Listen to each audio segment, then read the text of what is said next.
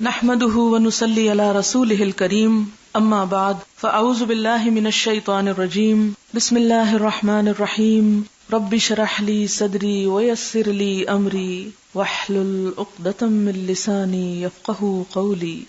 باب تعجیل الافطار، افطار میں جلدی کرنا، جلدی روزہ کھولنا۔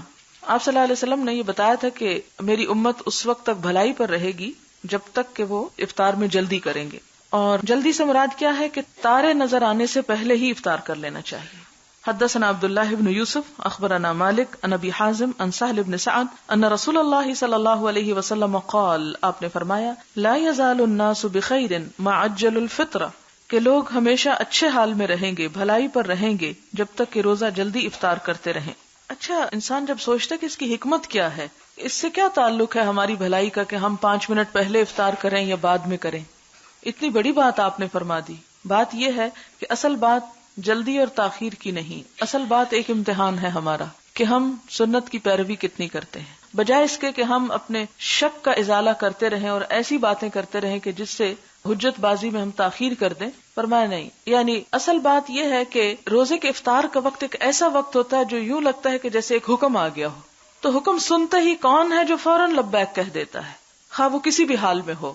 ہم یہ تو نہیں کر سکتے اچھا 5 منٹ رہتے ہیں میں نہانا شروع کر دوں اور نہاتے نہاتے 10 منٹ بعد نکلوں، کوئی بات نہیں، 10 منٹ ہی لیٹ ہوئے، میں نے کون سا روزہ توڑ دیا 10 منٹ پہلے۔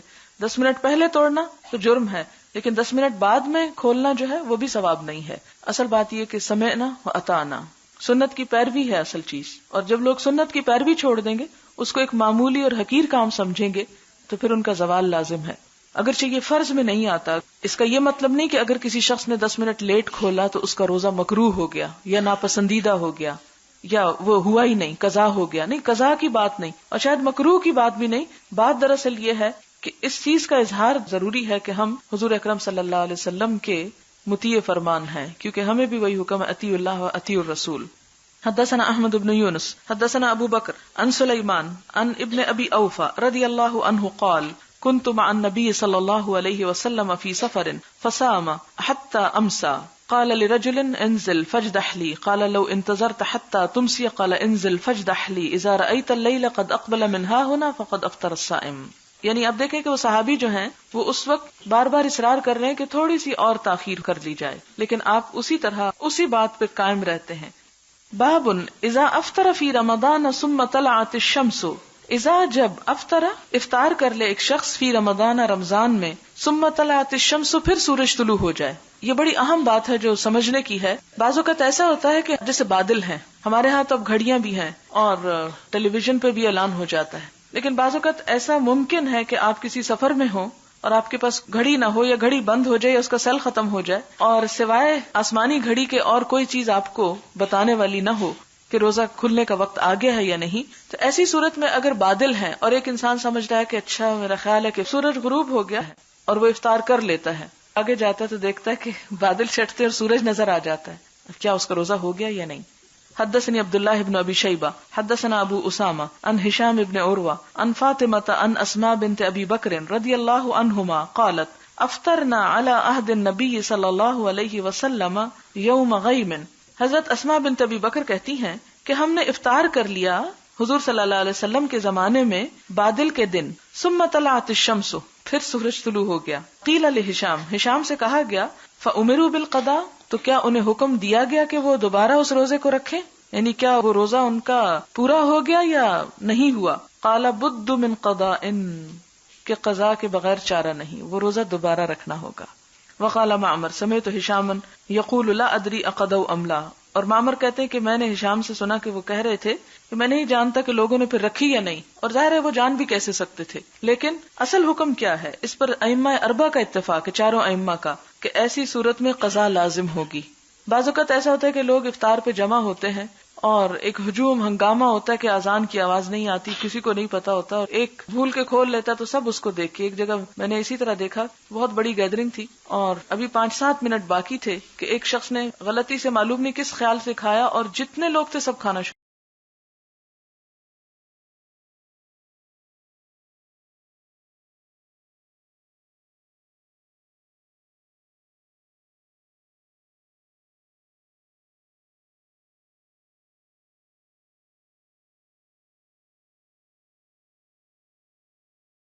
روزے کو رکھیں، یعنی کیا وہ روزہ ان کا پورا ہو گیا یا نہیں ہوا؟ قال بد من قضاء، کہ قضا کے بغیر چارہ نہیں، وہ روزہ دوبارہ رکھنا ہوگا۔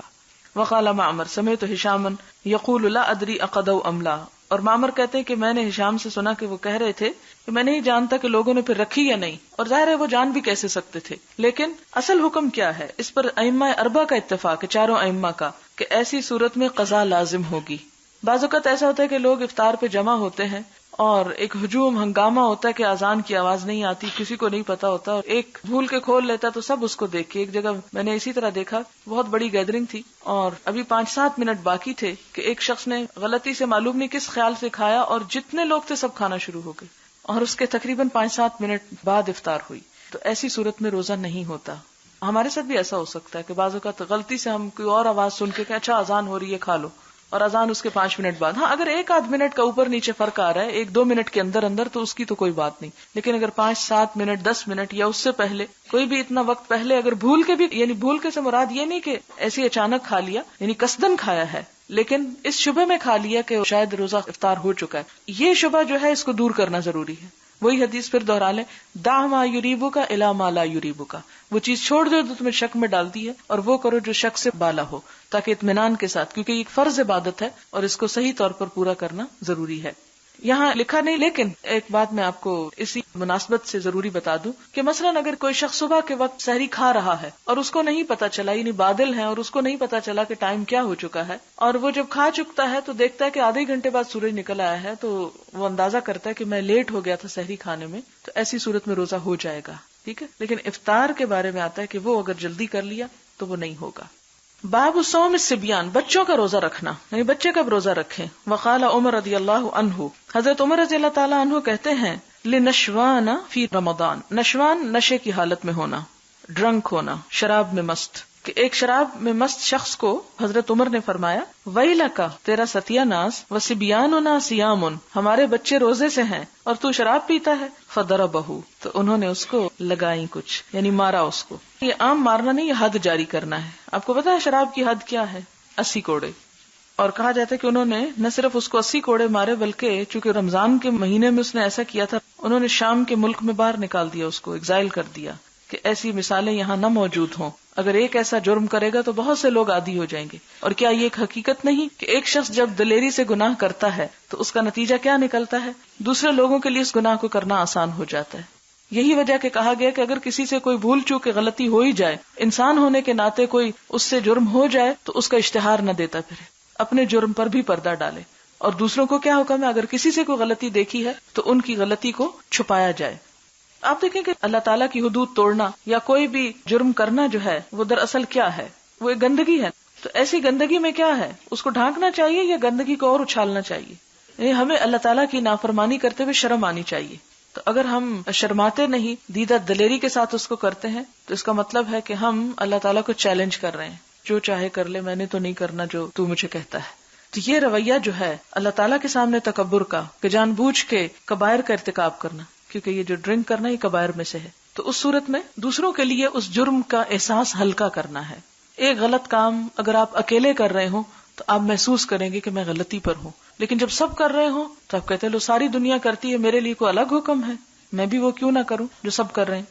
حدثنا مسدد حدثنا بشر بن المفضل عن خالد بن ذکوان عن الربیع بنت معوذ قالت ارسل النبی صلی اللہ علیہ وسلم، کہلا بھیجا نبی صلی اللہ علیہ وسلم نے، غداۃ عاشورہ، عاشورہ کی صبح، الی قری الانصار، انصار کے گھروں میں، من اصبح مفطرا، کہ جس نے افطار کی حالت میں صبح کی یعنی روزہ نہیں رکھا، فلیتم بقیۃ یومہ، تو وہ کیا کرے؟ اب باقی دن کچھ نہ کھائے۔ ومن اصبح صائما، اور جس نے روزے کی حالت میں صبح کی، فلیصم، اسے چاہیے کہ روزہ رکھ لے، یعنی اپنا روزہ پورا کرے۔ قالت، وہ کہنے لگی، فکنا نصومہ بعد ونصوم صبیاننا، کہ ہم اس کے بعد یہ روزہ رکھتے تھے آپ صلی اللہ علیہ وسلم کے اس حکم کے بعد، اور اپنے بچوں کو بھی رکھواتے تھے۔ نصوم صبیاننا، اس سے کیا پتا چلتا ہے کہ ٹھیک ہے روزہ فرض تو کب ہے؟ جب بلوغت کو انسان پہنچ جائے، لیکن اس سے پہلے بھی بچوں کو روزہ رکھوانا جو ہے ان کو عادت ڈالنے کے لیے ایسا کرنا چاہیے۔ جیسے نماز کب فرض ہے؟ مثلاً 15 سال کی عمر میں اگر ایک شخص بالغ ہوتا ہے، یہ 14 سال کی عمر، عموماً بلوغت کی 13، 14، 15 سال عمر ہے، لیکن کیا حکم دیا گیا کہ 7 سال میں کہنا شروع کر دو، گویا 7 سال پریپریشن کے دیے گئے۔ مثلاً اگر ایک بچہ 7 سال میں شروع کرتا ہے اور 14 سال میں بالغ ہوتا ہے تو یہ 7 سال کیا ہے اس کے فرض نہیں ہے، لیکن اس فرض کی تیاری کے لیے ایک وقت ہے. اس میں یہ کہ بچہ اگر کوئی ایک آدھ چھوڑ بھی جائے تو اتنی سختی نہیں کرنی چاہیے اور اس کے اوپر وہ پابندی نہیں کرنی چاہیے کہ جو ایک ریگولر. 10 سال میں کیا اگر نہیں پڑھتا تو اب سختی کر کے پڑھا سکتے ہیں، اور پھر بھی اگر کوئی ایک آدھ چھوٹ جائے تو اس کی قضا اس پہ لازم نہیں، لیکن بالغ ہونے کے بعد تو پھر حساب کتاب چل پڑتا ہے. اور یہاں پر کیا ہے کہ عاشورہ کا روزہ جیسا کہ آپ جانتے کہ پہلے فرض تھا 10 محرم کا روزہ، تو اس صورت میں وہ بڑے بھی رکھتے اور بچوں کو بھی رکھواتے. اور پھر وہ کہتے ہیں کہ نجعل لهم اللعب، ہم ان کے لیے کھلونے بناتے من العہن اون کے. فاذا بکا احدهم على الطعام، جب کوئی بچہ کھانے کے لیے روتا آتیناہ تو ہم اس کو وہ کھلونا دے دیتے. ذالک حتی یکون عند الافطار، یہاں تک کہ افطار کا وقت آ جاتا. یعنی اس سے بچوں کے لیے بھی روزے کی اہمیت پتہ چلتی ہے اور بچوں کو بہلانے کی بھی بات پتہ چلتی ہے کہ انہیں کھیل کھلونے سے بہلایا جا سکتا ہے. کتنی خوبصورت بات ہے یہ، کتنی حکمت ہے اس میں ماؤں کے لیے کہ دین کا کام ان سے سختی سے نہ کروائیں، جبرن نہ کروائیں. یہ نہیں لکھا ہوا کہ ہم مائیں کہتے تھے ہائے تم دوزخ میں جاؤ گے اگر توڑ دیا، یا یہ نہیں کہتے کہ اللہ تعالیٰ ناراض ہوں گے، اللہ تعالیٰ ماریں گے، نہیں، وہ بات ہی نہیں. یہاں یہ ہے کہ ہم اس کو دوسرے طریقوں سے بہلاتے. آپ دیکھیں کہ ابتدا میں جو بھی شخص خواہ بڑا ہو یا چھوٹا دین کی طرف آتا ہے تو وہ صرف اللہ کے لیے نہیں آتا، بہت سے مقاصد ہو سکتے ہیں. پھر آہستہ آہستہ اس کا دل کھلتا ہے اور وہ ساری دوسری چیزیں پیچھے رہ جاتی ہیں اور صرف ایک رب کی ذات نظر آنے لگتی ہے. لیکن وہ شخص جس نے ابتدا ہی کی ہو اس سے یہ توقع کر لینا کہ اسے رب کی ذات نظر آنے لگے، یہ ایک محال بات ہے، یہ نہیں ہو سکتا.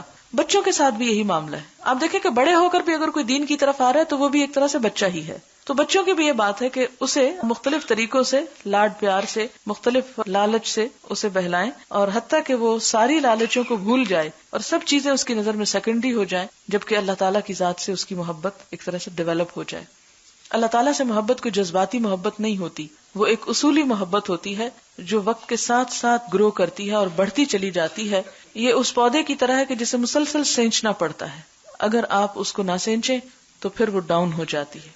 کیوں؟ اس لیے کہ اللہ کا اور ہمارا دشمن شیطان جو ہے مسلسل اس میں خلل اندازی کرتا رہتا ہے. شیطان بھی سامنے وار نہیں کرتا، وہ بھی وسوسے ڈالتا ہے، مختلف چیزوں سے طریقوں سے بھلواتا ہے. تو اس میں بھولنے کی بجائے پھر ضروری ہے کہ ایسے لوگ ہوں آپ کے آس پاس کہ جو آپ کو یاد کراتے رہیں، جو آپ کو احساس دلاتے رہیں، جو آپ کے دل میں وہ شمع جلائے رکھیں کہ وہ لو جو ہے وہ مان نہ پڑے، وہ اندھیرا نہ ہو جائے. اسی لیے جہاں اللہ تعالیٰ سے محبت کرنے کا اجر ہے وہاں اللہ کی خاطر اللہ کے بندوں سے محبت کرنے کا بھی بہت اجر ہے، اور بہت بڑے بڑے اجر اس پہ بتائے گئے ہیں، دنیا کے بھی اور آخرت کے بھی، بخشش بھی، رحمت بھی، اور عرش الہی کے سائے تلے مقام بھی جب قیامت کے دن اور کوئی سایہ نہ ہوگا. تو اللہ کی خاطر محبت کیوں اتنی باعث اجر ہے.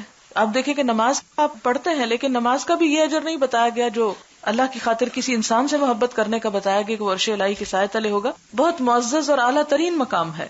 ایک اور جگہ پر آتا ہے کہ موتیوں کے ممبر پر ہوں گے ایسے لوگ، شہداء اور صلحاء جو ہیں وہ ان پر رشک کر رہے ہوں گے کہ ان کا کیا عمل ہے جو ان کو یہاں لا بٹھایا گیا. تو ان کو بتایا جائے گا کہ یہ وہ لوگ ہیں کہ جو صرف اور صرف اللہ کی خاطر ایک دوسرے سے محبت کرتے تھے، دنیا کی کوئی لالچ اور غرض اس میں شامل نہیں تھی.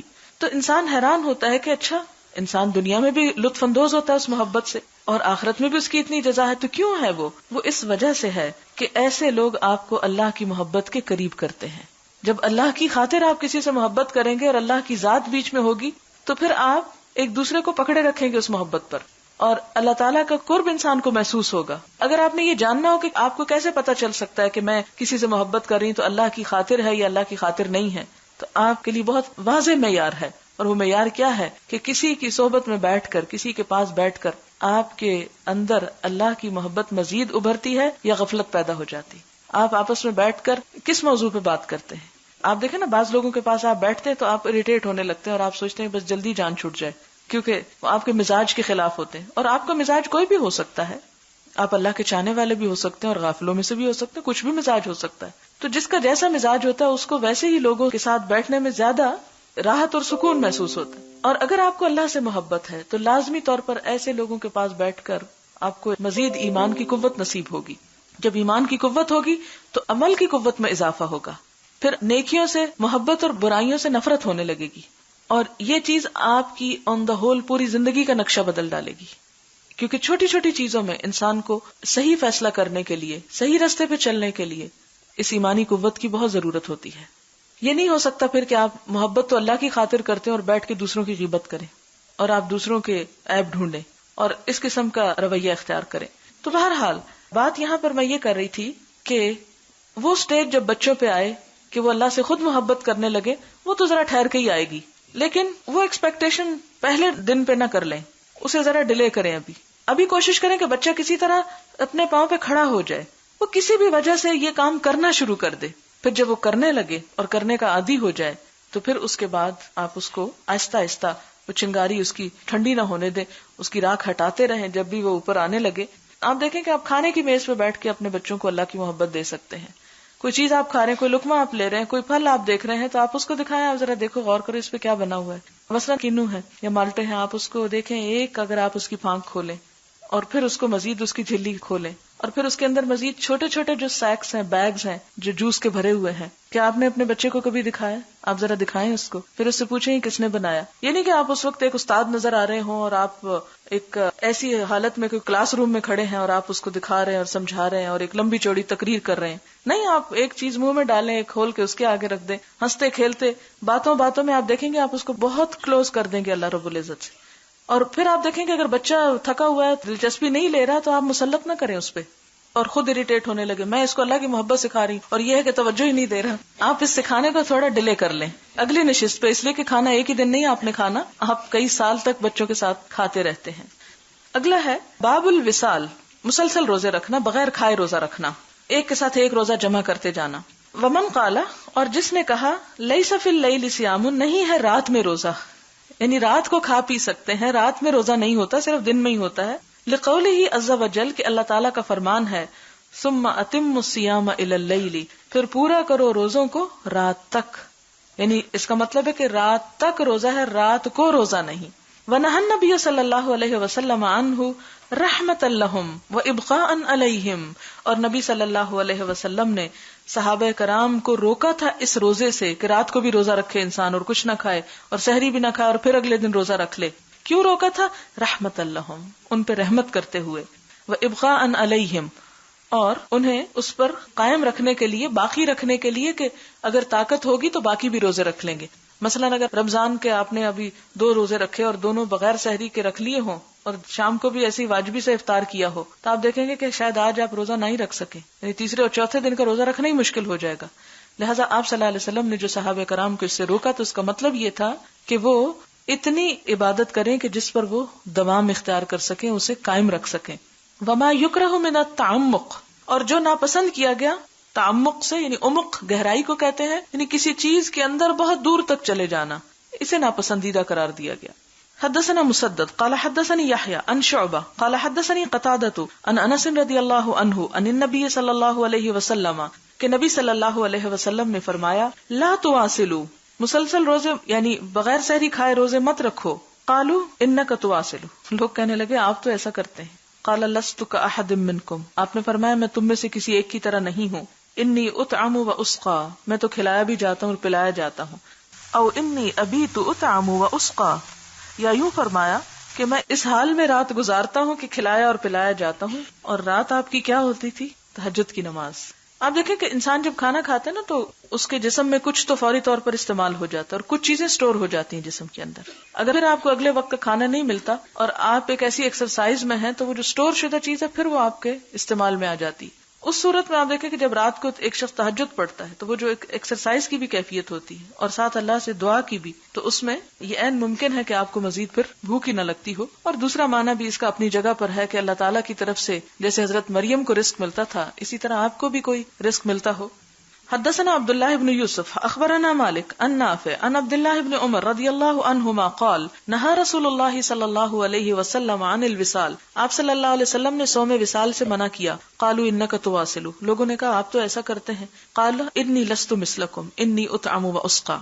حدثنا عبد الله بن يوسف حدثنا الليث حدثنا ابن الهاد عن عبد الله بن خباب عن ابي سعيد رضی اللہ عنہ انه سمع النبي صلی اللہ علیہ وسلم یقول، نبی صلی اللہ علیہ وسلم نے فرمایا لا تواصلوا فایکم، صوم وصال نہ رکھو جو بھی تم میں سے اذا ارادہ، جب ارادہ کرے، ان یواصل فلیواصل، وصال کرنے کا تو چاہیے کہ وصال کر لے، حتی سحر، صرف سحری تک. یعنی مراد کیا ہے کہ افطار کرنے کے بعد سحری تک کچھ نہ کھائے لیکن سحری پھر ضرور کھا لے، یہ مراد ہے۔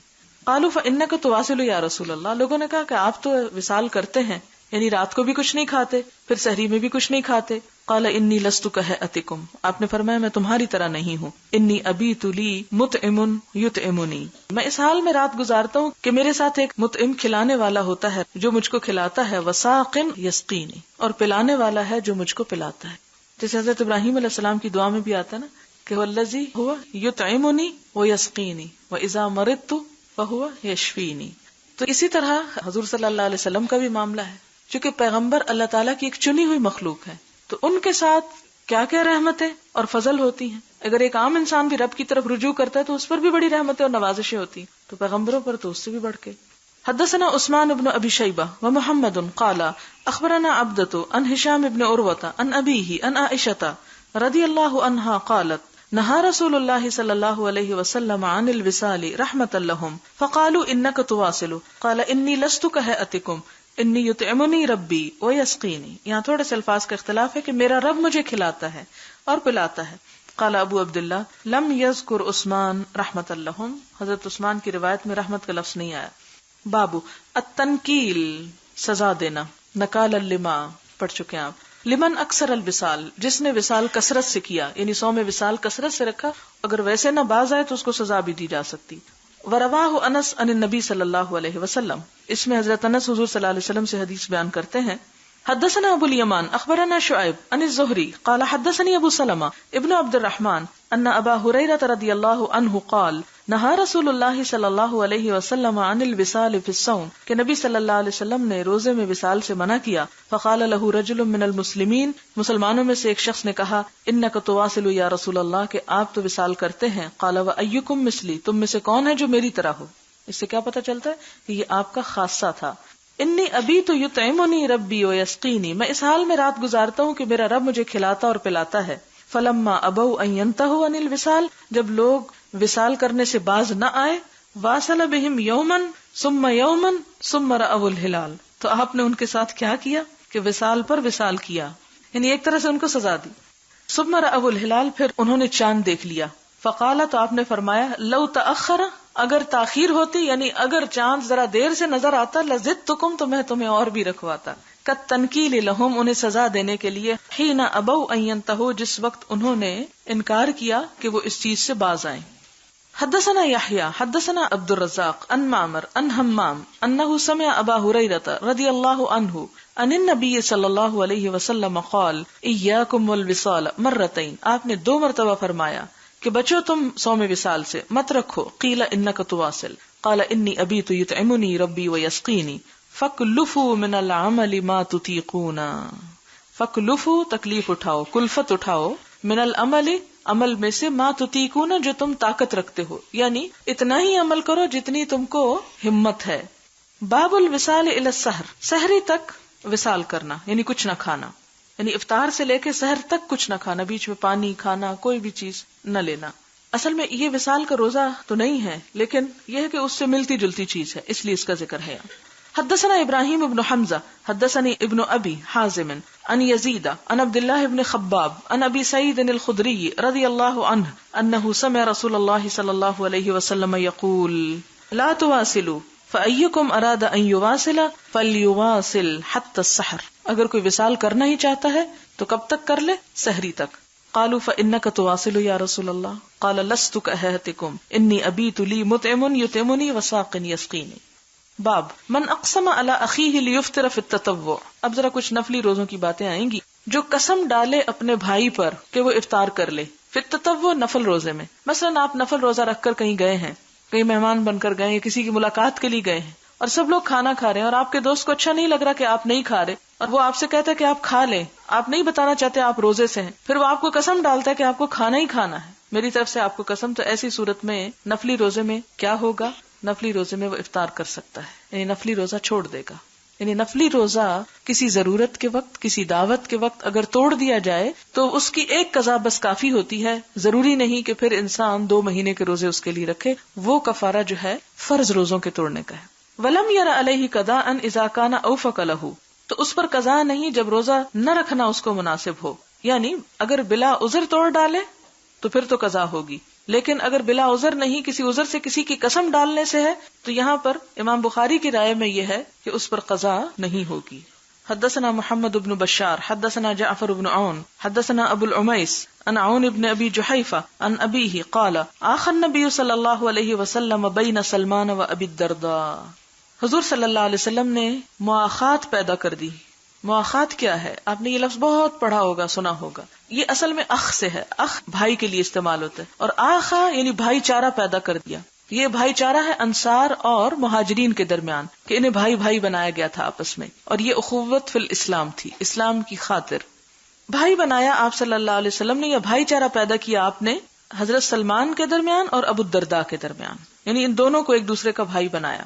فزارا سلمان و ابو الدرداء، تو ملاقات کے لیے گئے سلمان ابو الدرداء کی.